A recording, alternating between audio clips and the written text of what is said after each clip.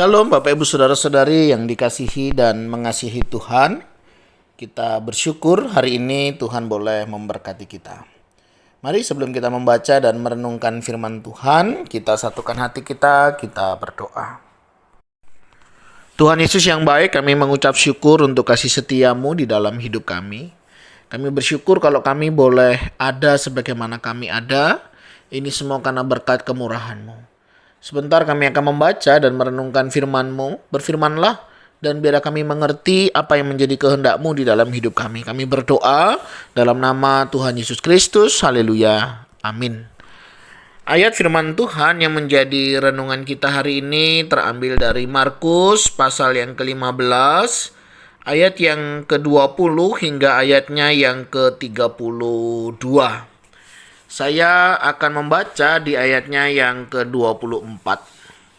Kemudian mereka menyalibkan dia, lalu mereka membagi pakaiannya dengan membuang undi atasnya untuk menentukan bagian masing-masing. Amin. Demikianlah firman Tuhan, mari kita merenungkannya. Bapak Ibu Saudara yang dikasihi dan mengasihi Tuhan, peristiwa tentang penyaliban Tuhan sampai hari ini masih ada yang memperdebatkannya. Kenapa diperdebatkan? Karena ada isu, ada berita, ada kabar mengenai penyaliban Yesus. Bahwa yang disalib itu bukan Yesus, melainkan salah seorang dari murid Tuhan Yesus.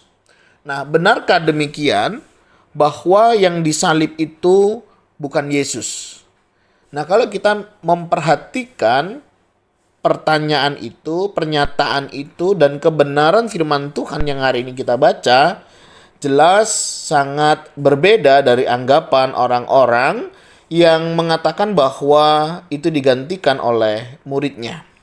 Nah, kalau kita memperhatikan di Markus 15 ayat yang ke-20 ini, ya, yang kalau Bapak Ibu Saudara nanti membaca hingga ayat 32, sangat jelas sekali bahwa Yesus itu benar-benar yang disalib, bukan muridnya.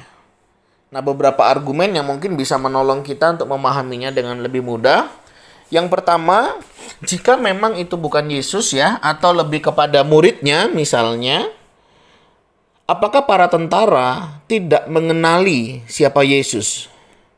Yesus sangat terkenal, ya, apalagi seorang tentara, ya, pasti dia punya cara untuk memastikan bahwa, ya, orang yang akan dieksekusinya itu sudah sesuai.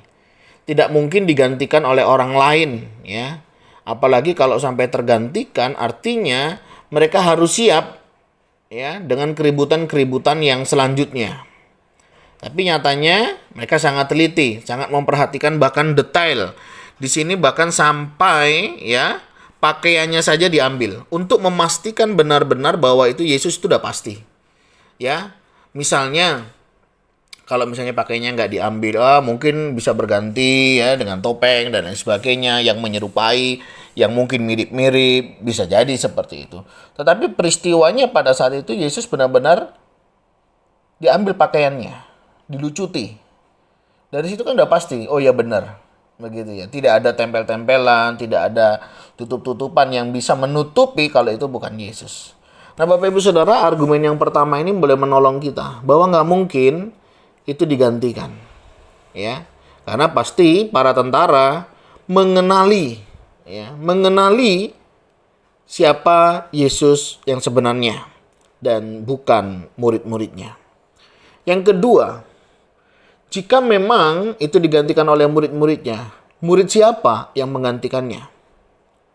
Dari semua murid-murid, begitu ya, setelah Yesus mati semuanya ada, ya, kecuali si Yudas memang yang pada akhirnya dia menggantungkan dirinya.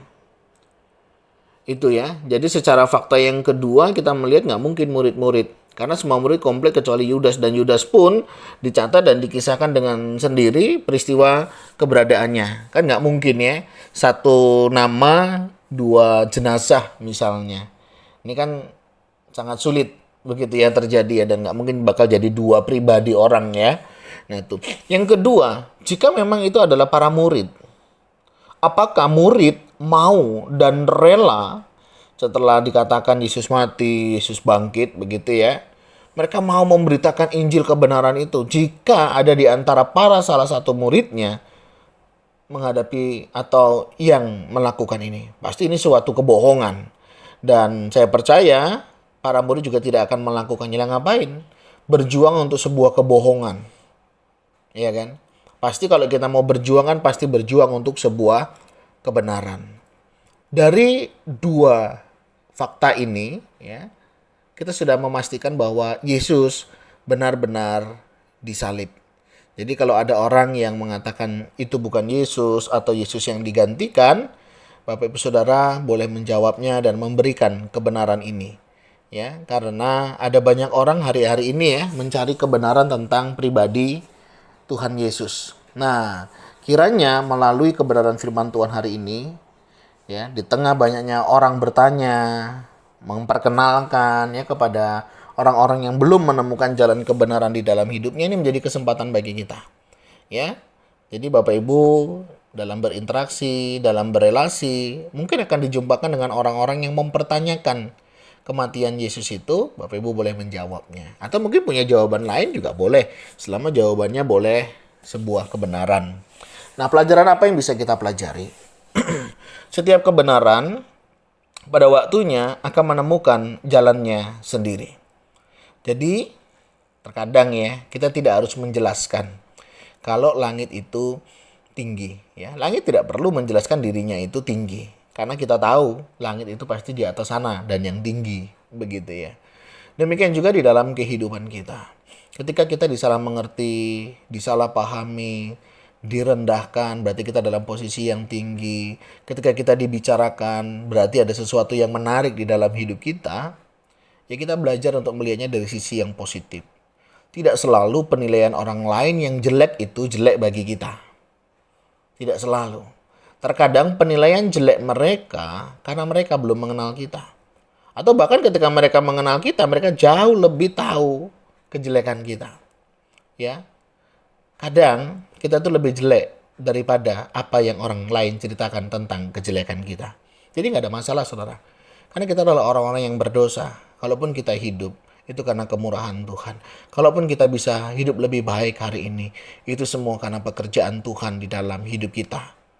Yang melayakkan kita di tengah ketidaklayakan kita. Mari kita belajar dari peristiwa penyaliban Tuhan Yesus ini. Ada banyak orang yang terlibat, ada banyak kisah yang terjadi di sana. Memberikan kenangan, memberikan kasih dan pengorbanan yang luar biasa demi kita orang-orang yang berdosa. Dia mengasihi kita di tengah keberdosaan kita. Mengasihi orang yang mengasihi kita itu mudah. Mengasihi orang yang kita tidak ada masalah, yang kita tidak ada perselisihan itu mudah. Tetapi bagaimana kita mengasihi di saat mereka sedang bermasalah dengan kita, sedang perseteruan dengan kita, nggak mudah. Oleh sebab itu kita butuh anugerah Tuhan, dan kiranya Tuhan boleh memampukan setiap kita. Mari melalui peristiwa penyaliban Tuhan Yesus ini, iman kita semakin diteguhkan bahwa Yesus sudah mati bagi kita. Mari kita hidup bagi Dia. Tuhan, terima kasih. Kami mengucap syukur untuk kasih dan pengorbanan-Mu yang boleh nyata di dalam hidup kami. Terima kasih untuk kebaikan-Mu, terima kasih untuk kemurahan-Mu, terima kasih juga untuk belas kasihan-Mu. Terima kasih ya Tuhan untuk segala sesuatunya. Bersyukur untuk kebenaran firman-Mu yang juga menyatakan akan firman-Mu.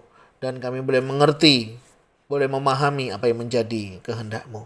Terima kasih ya Tuhan. Kami juga mau berdoa untuk setiap kami yang mungkin sering ditanya, sering berjumpa dengan orang-orang yang mempertanyakan iman kami. Kiranya Engkau juga yang menolong dan memampukan kami, sehingga kami juga boleh memberi jawab, mempertanggungjawabkan iman kami dengan baik. Berikan kami hikmat, bukan asal bicara, tetapi berikan kami hikmat untuk kami boleh menjawab setiap pertanyaan-pertanyaan orang-orang yang rindu mengenal Engkau. Dan tolonglah kami menjadi orang-orang yang giat membaca, merenungkan firman-Mu, sehingga kami juga boleh mengerti, mengenal akan Engkau dengan lebih baik lagi. Terima kasih Tuhan, terima kasih. Yang juga berdoa di masa-masa ini, bulan-bulan ini, Saudara-saudara kami sedang menjalankan puasa, kami juga rindu Tuhan juga yang memberkati, menolong mereka menemukan kebenaran-kebenaran di dalam kehidupan mereka.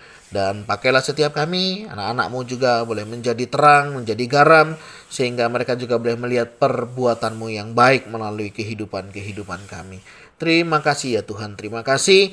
Ini doa seru kami. Berkati, kami serahkan semuanya ke dalam tangan-Mu. Teringat untuk jemaat-Mu yang sedang terbaring karena sakit, karena kelemahan tubuh, Tuhan yang jamah pulihkan, sembuhkan mereka, sehingga mereka boleh mendapatkan pemulihan yang hanya daripada-Mu saja.